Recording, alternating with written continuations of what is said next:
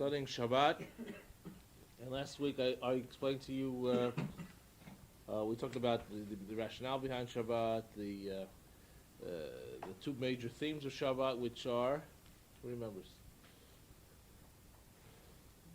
Shabbat is a memorial to creation of the world and the Exodus from Egypt. Very good.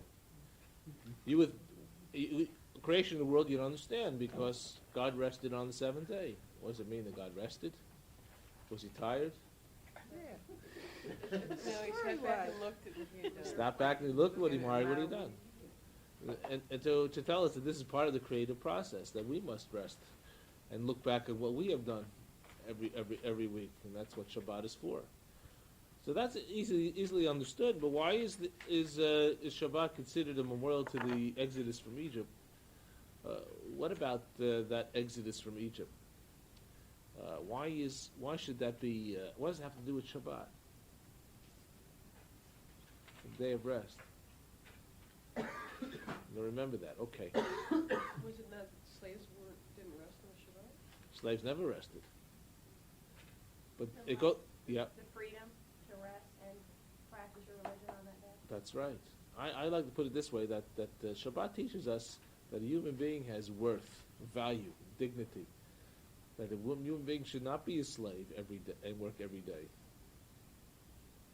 That a human being should be able to rest once a week. The world called the Jews lazy at that time because it was an unheard of concept. The Romans couldn't understand. Well, it's unbelievable how the Romans respected, to a great extent, the Jewish Shabbat, and they didn't force Jewish soldiers, for instance, to go into battle on Shabbat and that sort of thing. At least in many instances, we find references to that. But the world couldn't understand. They thought the Jews were lazy people. Turns out the Jews really produced probably as much as any other people, or maybe even more, even with one day of rest. And we know today from current theories of how you manage workers that if you could take a day off, you probably produce more in 6 than you would in 7.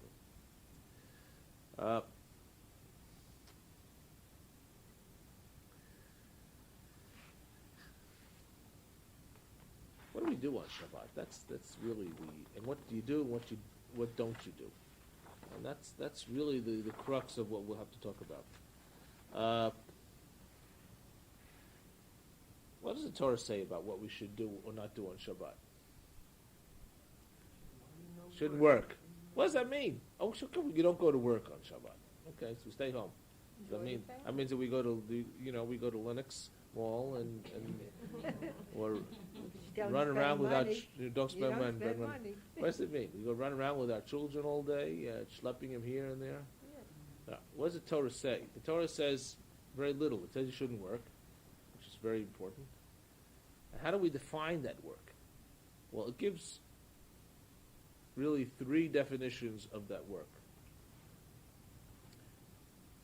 2 of them are specific ordinances. We read in the Torah recently when the children of Israel would come out of Egypt and they didn't have what to eat. They cried out to Moses, and Moses prayed to God, and God rained down from the heaven manna, right? And every day they would go out and collect this wondrous food. It was a wondrous food, probably like the ancient equivalent of tofu. They can make it taste like anything, but better, much better.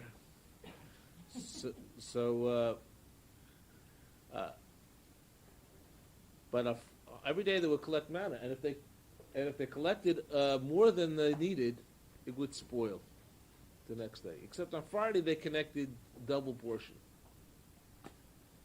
and for Shabbat, and they weren't allowed to go out and collect the manna on Shabbat, teaching us that you're not supposed to carry from one domain to another, or from outside to inside your home on Shabbat. You carry anything. Could be your glasses. Carrying your glasses in your pocket. You can wear them, maybe. But you're not supposed to carry anything. The manna was an example of that. Many communities, in order to help get around that, because it's created serious problems in the modern world, have created something called an eruv. An eruv means a mixture, and it manifests itself by wires and strings. Let me explain to you what's going on here, so you'll have a more of an understanding. Today we have a problem that women who have little children, who are religious and observant of Jewish law, find themselves in a quandary that they can't go out on Shabbat and take the children out if they can't walk, because you're not allowed to wheel a baby carriage, like carrying from one place to another. So if you can't take the baby carriage out, you're a prisoner in your house on Shabbat. You can't come to synagogue, and the woman can't get out, or the husband can't get out. One of them has to be there to watch. Makes it quite difficult. The family can't come to synagogue together. I have to understand, this is a great principle in Jewish law, that the rabbis always felt that when it would help the people to enhance their spiritual experience, they found every possible way to bend the law in order to make it easier for people to have a spiritual experience or to live. And this manifests itself even in monetary law. For instance, the Torah says that a Jew is not allowed to charge his fellow Jew interest on a loan. Someone comes to me and he says, I'm really in dire straits. Can you loan me a couple of $1,000 till next month, or for the next 6 months? You can't charge him interest. You should give him the money, and then. But this is fine when you're living in a world up until the 17th century, where people dealt with the relatively small amounts of money. Most people lived on farms, and it wasn't really a big deal. Money wasn't really the important element in life. If you want to get something from your neighbor, you trade 3 chickens for I don't know, for whatever his wife was making, or vice versa. I mean, you would barter things. Money became really the modern factor in life, and people needed money. Today, if you want to buy a house, you're talking about loaning huge sums of money. Now, who's going to give you $100,000 for a mortgage on a house without interest? Who's going to tie up that kind of resource that they have without interest? It's just impossible.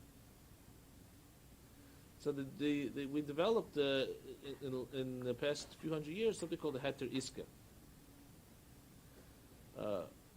which is a technical means of allowing monies to be given to people, and we didn't call it interest, investment to be returned on the money. You give it to them to invest for you or something. It's a very technical, deep way of working it out.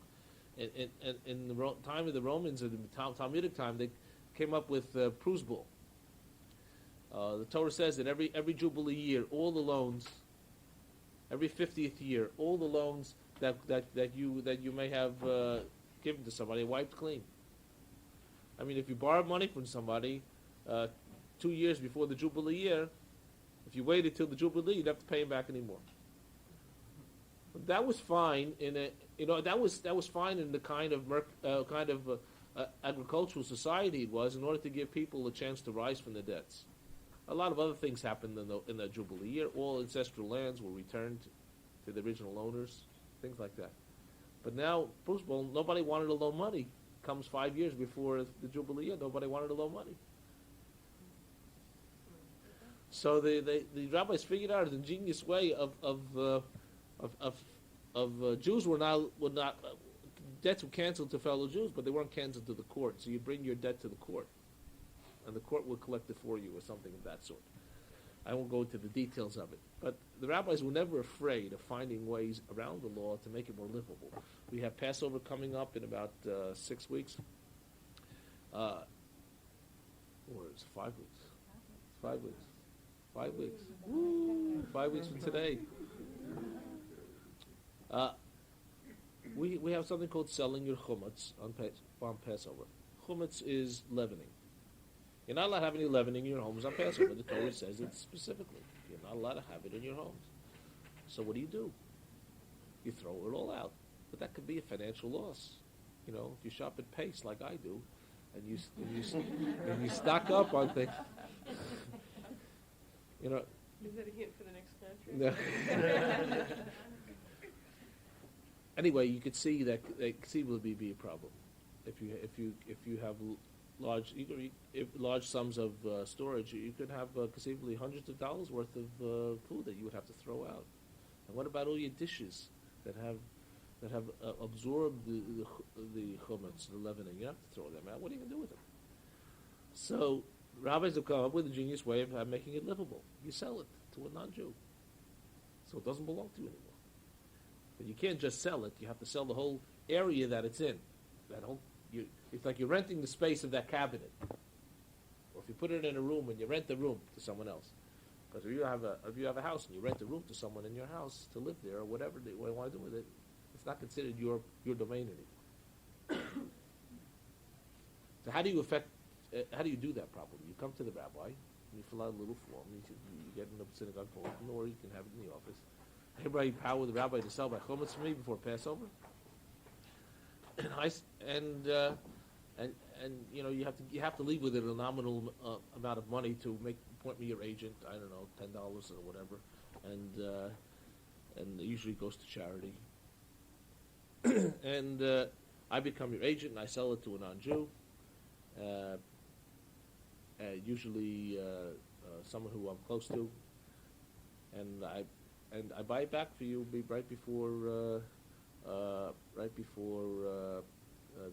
right at the end of Passover, right after Passover's over. It became a legal way of getting around it to make it livable.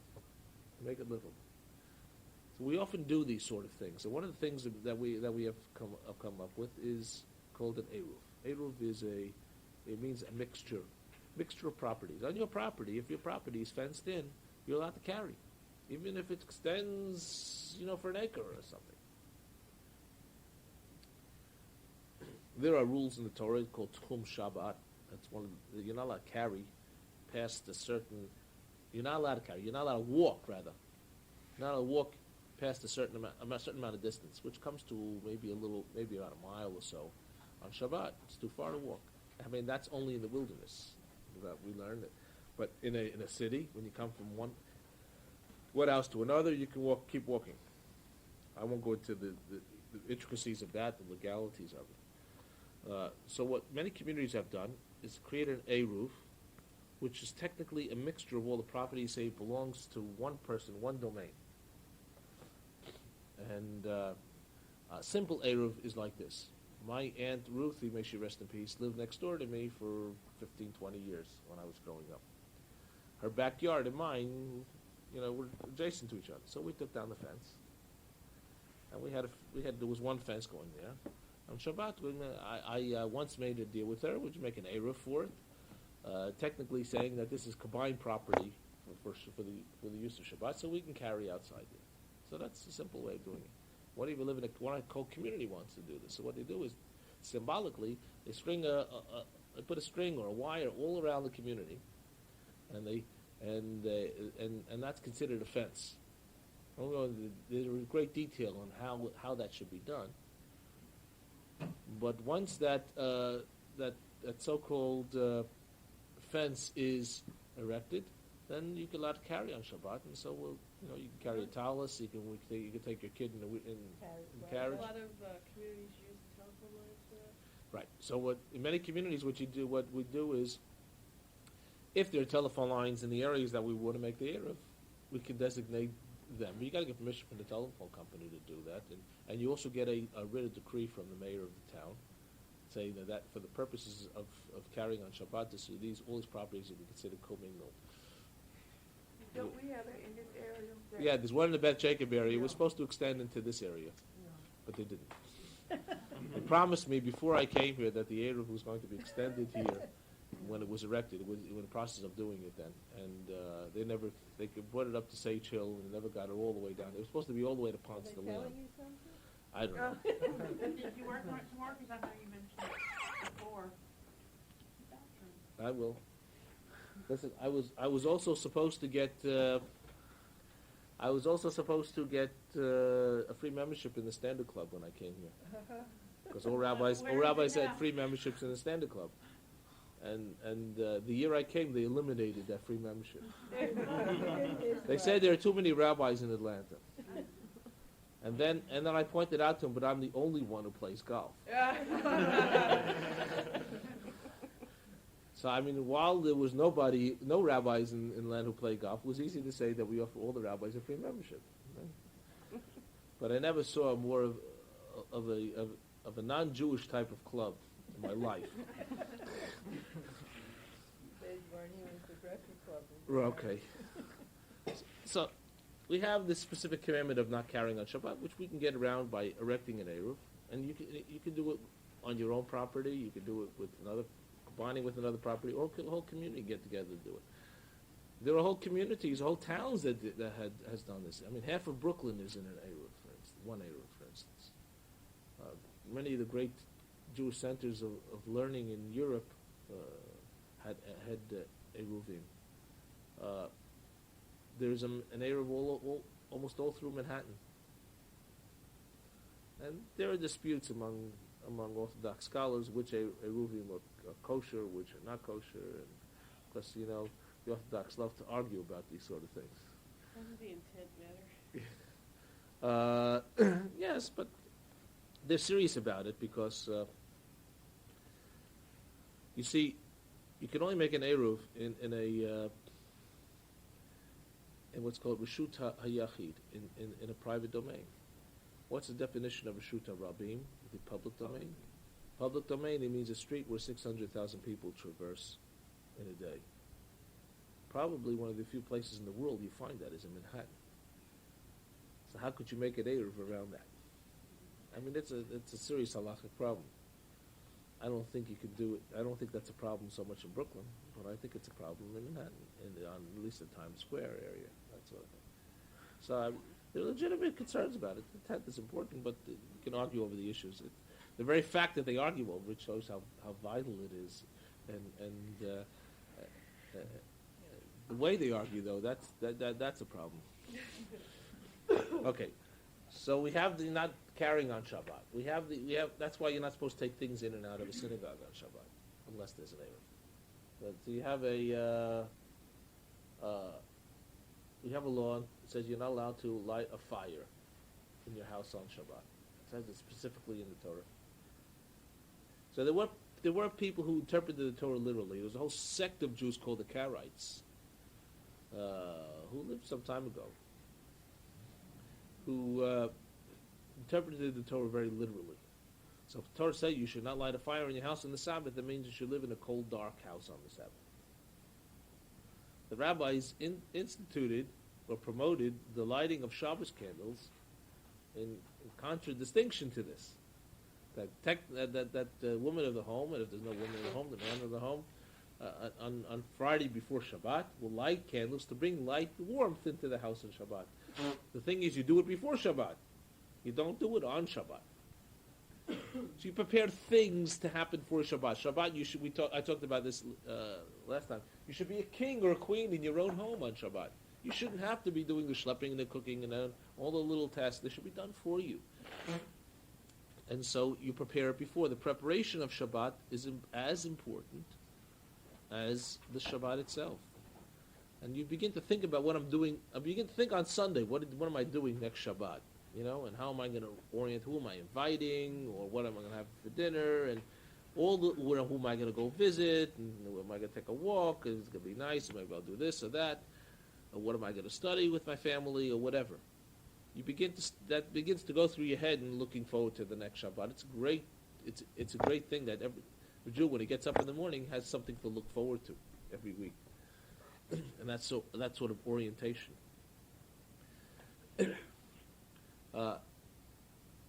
So on Friday, what I do in my home is, for instance, I set all the lights. I'm not allowed to turn on lights on Shabbat because we don't know if electricity is really fire or not. If it's a fill the Torah definition of fire. We know certain properties of fire. What does fire do? Fire makes a chemical change. It takes under when things are burned, for instance, things change chemically. I mean, wood becomes carbon and ash, right? So there's that chemical change, and also you have a certain amount of change from matter to energy when you burn something. We don't know quite what electricity. Scientists don't know quite what electricity is or how it works. I mean, is there one electron that goes through the wires, or is it very fast? One electron goes from one atom and then an electron from the other atom kicks to an electron from another atom, which kicks to an electron from another. We don't know really exactly how electricity works. If anybody really is up on this scientifically, I would appreciate it if you could explain it to us. But I can't. We really don't have a clue really how electricity works. So the question whether electricity exhibits properties of fire or not is important, because then we can't use it on Shabbat, even if it's doubtful fire. I mean, there are things to say, for instance, that the Talmud says that burning metal is not considered fire. You ever, yeah. Did you ever take, for instance, when you were a kid, and take a steel wool and tie it onto a string and light it and throw it around and it burns up? Never did that. Can't say you have, right? It must be a Brooklyn thing, yeah. In the Midwest, we used other things for 4th of July. Right. Yeah. Well, no. Brooklyn is almost deserted on the 4th of July. Everybody goes out, goes up to the mountains or something like that. Anyway, but burning metal is not really considered fire, because nothing really burns. It just gets red hot, that sort of thing. Which is why you can leave something on the stove. Right.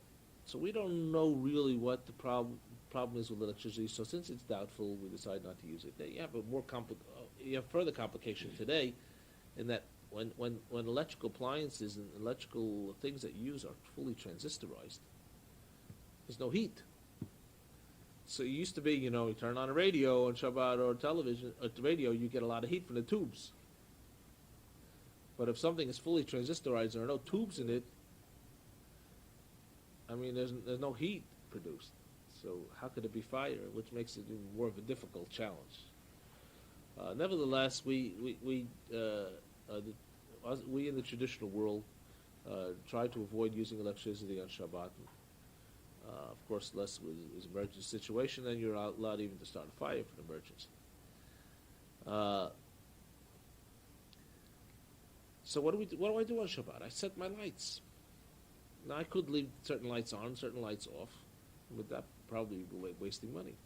In this technologically advanced world, you can get timers to turn your lights on and off, and you have all kinds of sophisticated timers. You can go into a Radio Shack and buy this BSR timer. It looks like a little clock. Yeah, like a little clock. And you flip it up, and you open inside. There are 8 programs there. You could set each one of them with 2 cycles of on and off. And you take a little module, you stick it in a wall, you plug whatever appliance, light, whatever you want to plug into that, and it'll turn on and off as it's programmed. Or they have light switches that you can replace your light switch, and then you can program those things like that. So my lights are going on and off at all different hours, as I would think I want to use them on Shabbat. And but the nice thing is that I know it's being prepared for me. It's prepared for me beforehand. All I have to do on Friday now, just flick the switch, turn it on. That's it. I know everything will be going on at its right place.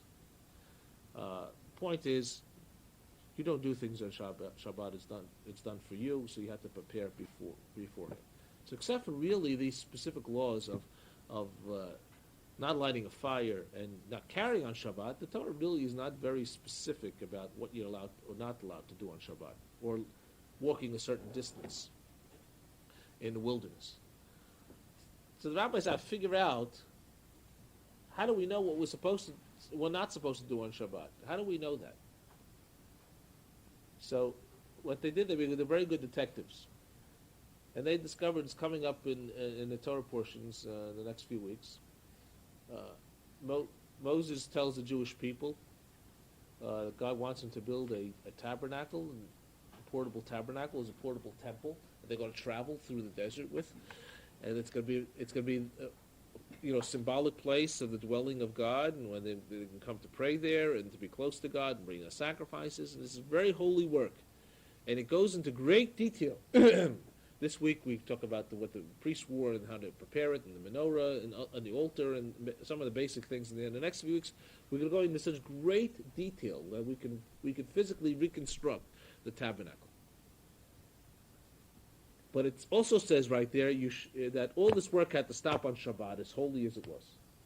You could not do it. So rabbis figured out that there were 39 types of labor involved. And with these 39 types of labor, you're not allowed to do it. These are the things you're not allowed to do on Shabbat. And I think he gives a list here at the end of the chapter. Yeah, on page 90.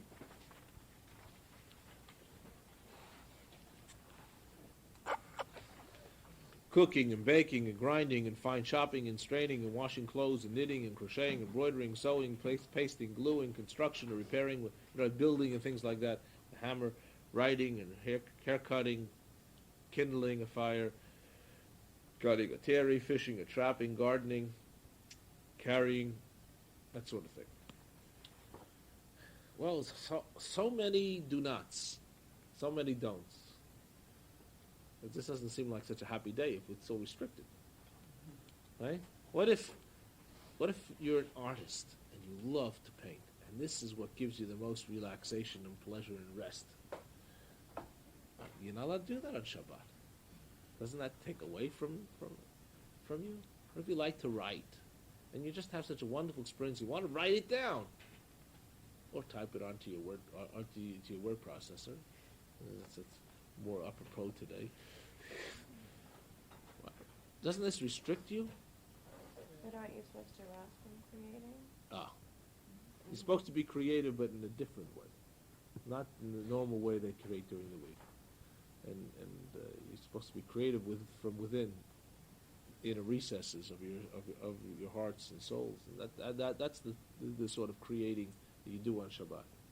And also, in your creating, actually doing work or sort of involving God to be involved with it also. Like Finishing, crochet. If it's work that's technically work, but that you might get a spiritual enjoyment from or something. But God has to be involved in it somehow. The act of creation sort of means that God can't rest too. You're not allowing God to rest on Shabbat as well because you are. God sort of helps you make sure that everything goes right too. That's a good point. That's very interesting. I've thought of it that way. Very good. You have a lot of don'ts, and it takes a lot of energy and creativity to make a Shabbat observance meaningful.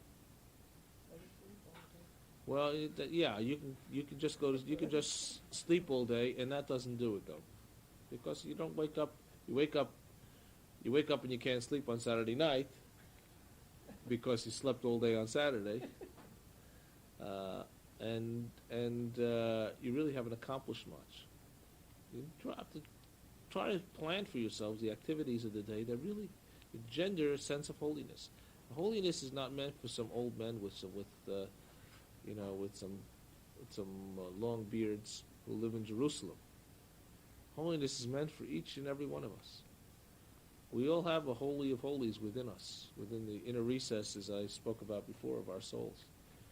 And we can animate that, especially on Shabbat, if we try to be creative and work at making a Shabbat experience a wonderful experience. So you plan to be with people on Shabbat? Or alone? If you're going to be alone, you plan to do other things. You plan certain readings to do on Shabbat. Or studying. One of the most wonderful things a family can do, or a husband and wife, or whoever, or friends, to get together on Shabbat and study a little of the Torah portion of the week together. Now, all kinds of material around. You don't have to be the greatest biblical scholar to be able to do this. There are all kinds of materials around in English with that explain the Torah portions, and then have provocative questions and issues that are raised in each Torah portion that you could then, throw around and have lively discussions, and even if you only do that for an hour or half hour, it creates a certain atmosphere within you that lasts the whole day. What do you do with someone like Jonathan? We do it with someone like Jonathan, my little 4-year-old. Yeah, we'll tell him the story of the Torah portion maybe, and we sing all the Shabbat songs at the lunch table and at the dinner table on Friday night, and he's got his little wooden Shabbat kit that he must bring to the Shabbos table on Friday night. We have it in the gift shop. You've seen it. It's a little wooden tray with little wooden candles and 2 little wooden challahs and a little wooden knife and a little wooden kiddush cup. And he takes the little bag that comes, he folds it up and makes it like a challah cover. And then he watches everybody, what they do, and then he does it with his wooden things, and it's adorable. It really... yeah, you can make Shabbat fun for little kids as well, and it's fun for you, making it fun for them. If you're just going to say I'm just going to refrain from doing the things I'm not supposed to do, and then just lay back, it's not going to work. You got to make the effort. Coming to synagogue is very important. Why is it important? It's more important than at any other time during the week.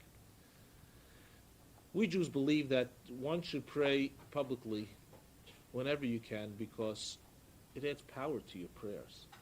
When the prayers of many come together, it reaches heights that cannot be reached alone. However, sometimes you just can't make it to the synagogue for every morning and every night services, so you can pray at home.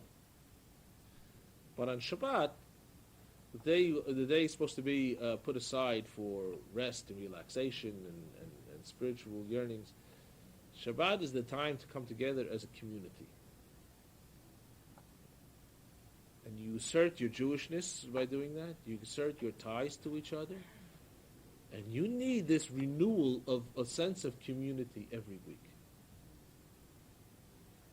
with fellow Jews. It strengthens you. Even though you may come to synagogue and someone snubs you, or you don't like the rabbi's sermon, says something you didn't like, or you may get angry at somebody. That's part of being part of a larger family. Not everybody always loves everybody in the family all the time, but you need family, right? And being part of this extended family is very important. It's essential, and having that sense of community. You must find a synagogue experience that really would be good for you and help animate your soul. And it's very good to invite people over to your home for lunch after services or on Friday night, and spend the day together talking and being together. And we're studying a little bit.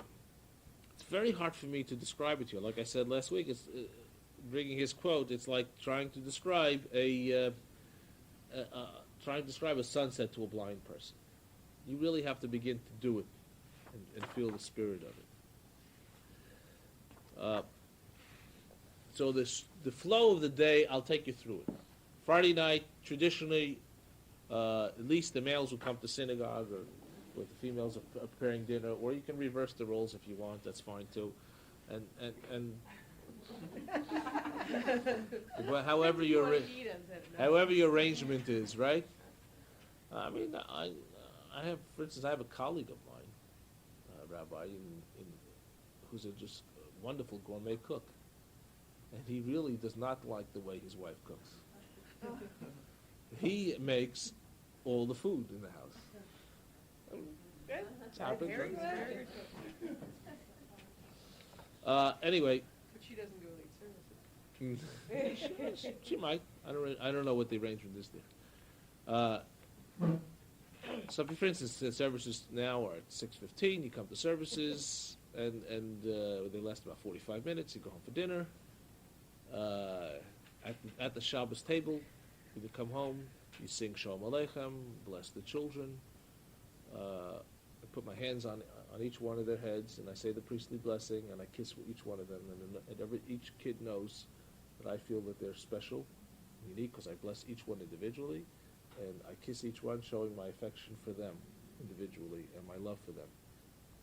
And then we sing Eshet Chayil, a woman of valor, to my wife and their mother, showing how much we appreciate everything that she does for us, and there are hugs and kisses there. And then we make Kiddush, and then we wash our hands, preparation for making the motzi over the challah, bread, and then we sit down and eat. And during the course of eating, we will discuss what happened this week and different things that are on our minds, and sharing, that sort of thing. And then as we're all just sitting around, and we're not quite ready for dessert yet, but everybody's just about finished eating, we'll start singing Zmirot, the Sabbath songs, and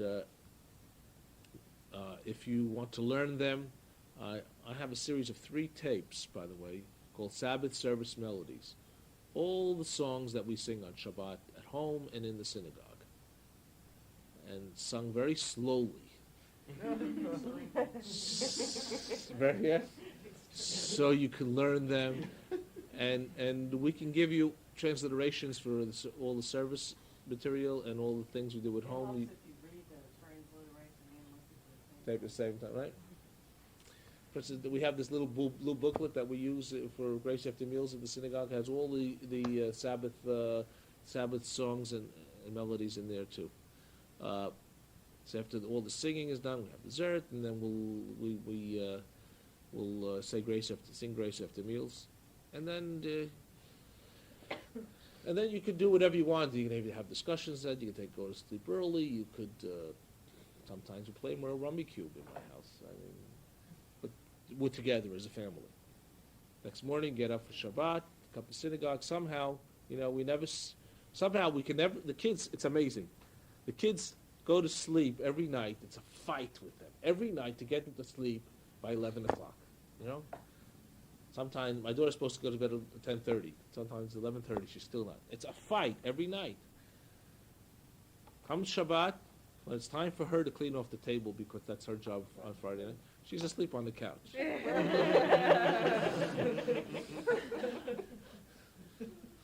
I mean, after dinner, it's amazing how my kids at 9:30 can just be completely out. All week, you can never get them to go to bed before 11:30. And they'll get up every morning at 6 o'clock to get ready for school, or 6:30, whatever it is. And Shabbat morning comes 8 o'clock, can't get them up. Can't get them up. It's something different about Shabbat. And we do get up and we do go to shul, and we do have the feeling of being together in the synagogue. And then we come home afterwards. We have a Shabbat lunch. For instance, if you want to have a meal on Shabbat lunch, what we do is leave the oven on about 200 degrees. And you can warm food up because it really doesn't get hot enough to cook, but it feels warm enough to eat. And you have to put it in before you go to shul, and maybe come back and be fine, depending upon what the food is, really. So you turn the oven on before sundown? Oh yeah, leave it on Friday. Somebody at Ben Jacob told me that you even don't do that. I can't answer for what someone at Beth Jacob told you. I can tell you this, that when you're warming up food on Shabbat, there are different rules. I didn't go to all of them. If you're allowed to warm up solid foods, just put them in the oven. Liquids, you can't do that. You have to keep your hand on the pot when you're serving food or something like that to show that you intend about them. So, however, but what question, if you take cold soup from the refrigerator on Saturday morning, and you serve it for lunch? The only way you're allowed to do that is to put it in a like one of these steamer things, where you have water that's heated underneath, and you put it in the water, and it's not Like directly on the fire. Like a double boiler. Like a double boiler. Well, Or the reason, samovar, that's what the traditional Jewish people, I think, have samovars so that you can. I mean, a keep blech. water hot, yeah. A blech. they call it. well, the reason they say you don't use the oven is the fact that when you open this oven door, the temperature is changing. That's if the light is on, or the flame is on, while you open it, you're allowed to do it. Some people carry the technicalities of the law to such an extent they don't know what they're doing. Really. It's better not to get crazy, but to ask. Remember I told you at the beginning that the Jewish law wants to find ways of making life livable for doesn't want to really restrict your life so you'll be miserable. Okay, so Shabbat morning, well, I should say really afternoon, we have lunch. Traditionally people have a fleshik lunch, a meat lunch. In my home, it's not doable. We just, especially, we like to have. Traditionally people would eat cholent like we had this Saturday morning, which you put on the stove on Friday afternoon, and after cooking the whole day, it's wonderful. And beans and potatoes and meat, and if you make it with oxtail, it's incredibly delicious. It's very hard to get, but Steve can get it for you. However, when my cholesterol was discovered to be a problem a few years ago, out went the cholent. And so we have a dairy meal, and then we'll have the Shabbat songs and singing, and then maybe we'll study a little bit together as a family and discuss the Torah portion, and then maybe we'll take a Shabbos nap. We'll get up and we'll play something together and come to shul for mincha, mariv, and shalshudas. What is he talking about? Mincha is the afternoon service, which this time of year probably will be about 5:30, and which takes about 20 minutes, 25 minutes, and then we have a shalshudas, the third meal of the Sabbath. We'll have families come to shalshudas. It's lots of fun. We moved to Zimmerman Hall over here, and we'll sit down and we have a light meal, tuna fish and egg salad sort of thing. And I will then get up and I will ask if there are any questions about this week's Torah portion. We'll discuss them, and I may bring a short Devar Torah, and then we'll sing some more Zemirot. Lots of singing on the Sabbath. I mean, singing is really food for the soul. I really believe that. And there's a lot of spirit.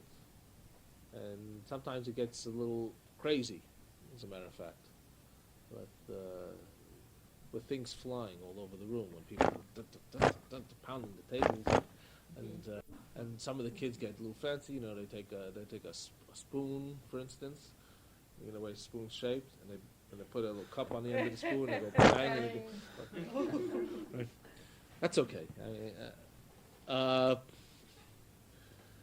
Spirit is wonderful. Then we move back into the chapel for a 10-minute Marav service, and we turn all the lights off. The kids get the Havdalah candles, and we make Havdalah. What's Havdalah? Havdalah is a Hebrew word. It means separation. We separate the Sabbath from the rest of the week. Sabbath is over. We must conclude it. We begin the Sabbath with the lighting of the candles. As I said before, we end the Sabbath with the lighting of the candles. Why candles? Because you're not allowed to light a fire on Shabbat. This really indicates Shabbat is over. But it has to be a candle of more than one wick. In order to technically violate the Shabbat, you must do a forbidden act twice, to show that this is your intention. Writing, you're not allowed to do on Shabbat, but if you write one letter by mistake, it's not technically a violation. But if you write two letters, and so on with everything, you're not allowed to sew on Shabbat. Two stitches, two wicks that burn together, and we usually have more than two. We usually have 4 or 5, whatever. Each kid holds a candle, and we have wine, and we have the spices. Candle for separation of the Shabbat, the spices for a sweet week. Everybody goes around and smells the spices, and the wine for really sanctifying the week, including the Sabbath, sanctifying the week. It's a beautiful service. It's short. It takes about 2 minutes. And the Sabbath technically ends when it's really dark out. What's the definition of that? We don't know when the day begins and the day ends. We don't. We know it's sometimes between the setting of the sun and the appearance of the stars. And since we don't know that, we begin the Sabbath before the setting of the sun. Candle lighting is 18 minutes before. And we don't conclude the Sabbath until the stars come out. How many stars do we wait? 3 stars. So you're all scholars. You're right. Okay. And you can get as decorative with the things you do on Shabbat as possible. You know, you put out your fine china, and you could silver kiddush cups, and you can make your own spice boxes or candles if you've done candle work and that sort of thing. It can be real nice. And I urge you to do Havdalah at home at least. It's just a wonderful thing. What? So Shabbat begin with three stars in the sky? No, Shabbat begins before sundown with the lighting of the candles. In other words, we don't know when Shabbat where the day begins or day ends. We know it's between sundown and the appearance of the stars. So in order to play it safe, we don't want to violate the Shabbat. We light candles 18 minutes before sundown. Right? And we end it, we wait until the stars come out to end it. So really Shabbat is like 25 hours. Although it should only be 24, since we don't know exactly when that is. We do it's really 25 hours. And it's a mitzvah to really extend the Sabbath. As a matter of fact, the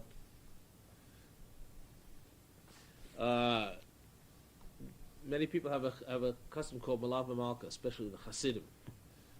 You know, we welcome the Sabbath angels, the Sabbath bride, into our into our home with the singing into Chadodei, into our home with singing Shalom Aleichem when we get home, and we conclude the Sabbath with the Malav Malka, which means escorting the queen, the Sabbath queen, away. So you'll see even many Hasidim will have a big dinner, so to speak, after Shabbat, with Havdalah service, escorting the Sabbath queen away. Always trying to hang on somehow to that taste of the spirit of Shabbat. It's very interesting that in our prayers we say that Shabbat, the spirit of Shabbat is akin to the spirit of the world to come. It's a taste. Me'ein olam haba. It's a taste, so to speak, of the world to come. If you want to know what it's like living in the soul world, really find yourself a good Shabbat experience, because it'll animate your soul to that kind of experience, to use the more modern terminology. Anybody have any questions on this whole chapter, which is very intense?